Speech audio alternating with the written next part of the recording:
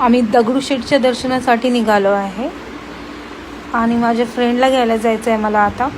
आणि तिला पिकअप केलं आम्ही तिच्या घरून.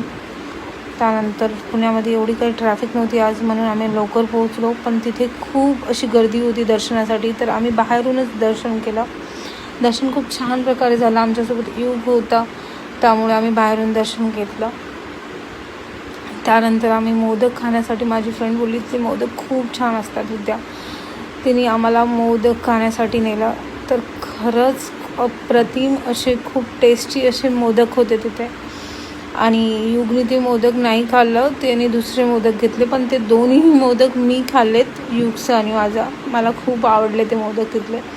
त्यानंतर आम्ही दर्शन वगैरे खूप छान प्रकारे झाल्यानंतर तिला सोडायला गेलो. तिला सुखरूप तिच्या घरी सोडलं आणि त्यानंतर आम्ही निघालो आमच्या घराकडे.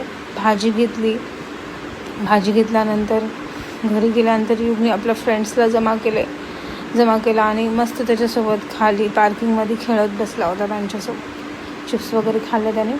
असा दिवस होता आमचा आजचा. आम्ही इव्हनिंगला दर्शनाला गेलो.